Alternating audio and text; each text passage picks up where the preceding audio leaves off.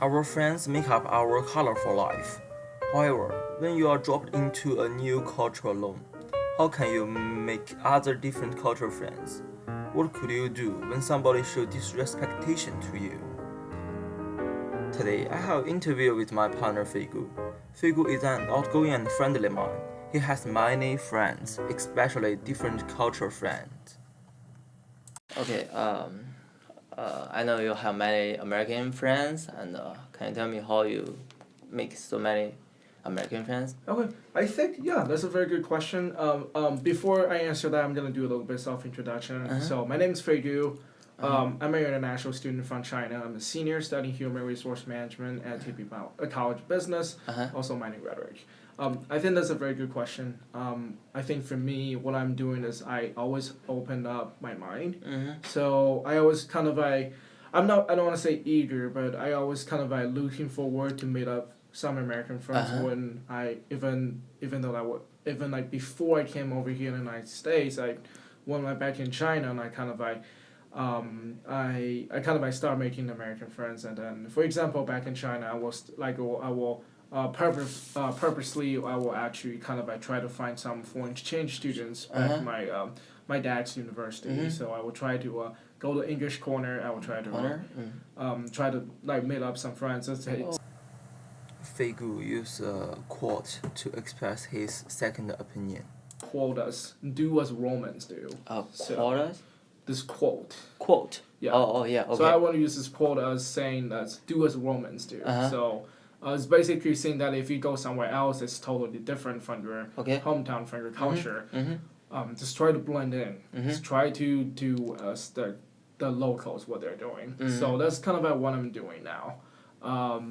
I try to learn their jokes. I try to learn their dressing style. I try to learn what's their social behavior, what's their social, what's the conversation they want to talk about. I would say another thing I would say taking care of that is you don't need to go to party. You don't. There's so many other ways to do it. I would say join the student organization here in campus, especially for undergrad. It's one of the good things you can think of. It's one of the good things I strongly encourage all international students to consider about. You can learn the knowledge you learn from your from academic to apply in your student organization, and you can learn the stuff you learn from student organization to apply in academics. And I just find out very fascinating that I did it. Since my major is kind of like business, have to talk to people, and then I join online with leaders, and that helps me a lot how to communicate with people. And then after that, I become a tour guide. I become a Palmer Career Center. Okay, so you think if we want to make friends with American, the first we need to open mind, and the second is to take part in some activities like part-time job, like student organizations. Oh yeah, student organization. And I want to ask when how you make friend or communication with them when your language is not well, but you just tell me you try to understand their joke and trying to understand their social behavior, their culture. Yeah, it's cool. And sometimes we will meet somebody not friendly. Yeah, and I meet girl. Yeah, it's not friendly, and so how if you meet these people, how can you deal with this problem? Yeah, that's a good question. So you have to remember, or you have to realize that you can't make everyone happy. Yeah.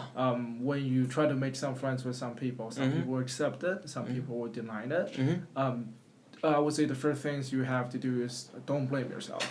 Okay. First thing is don't blame yourself, and second thing is, try to when the kind of entire interaction is over, try to look back to see, is there any kind of like part of the things, is there any part that made her angry is because of you, or is that made any part of that actions because she hasn't responsible for anything? Or do you have some interesting things? Interesting stories? Yeah. Okay.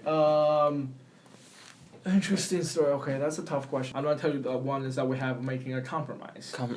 So the compromise one is when we're celebrating Chinese New Year. So he's a Jewish. Yeah. I'm a Chinese. Yeah. So I said, hey, can we celebrate Chinese New Year here? And he said, yeah, totally fine. We can totally do that. So we have our own apartment. So we ordered dumpling. So we bought dumpling from like Chinese market, and then brought home. And he likes dumpling. I like dumpling. So that's kind of a common thing. So what we do, have to kind of have a sauce with a vinegar, right? Yeah. He hates vinegar so much. He thinks vinegar smells like a dead body. But we made a compromise. You know, like we just agreed that we're only gonna use vinegar. Doing the dumpling, cooking dumpling. After dumpling, we're gonna dump all the vinegar. So we're gonna open the window, no matter how cold that is. Just let it out. But we all agree that vinegar is good for dumpling. Okay. And we like that. Fei Gu expressed his opinions that we should open our mind and take part in some organizations to expand our friend circle. When we meet some rough people, we just need to show our respectation to them. Then, we need to make some measures to change their opinions about Chinese food, especially vinegar.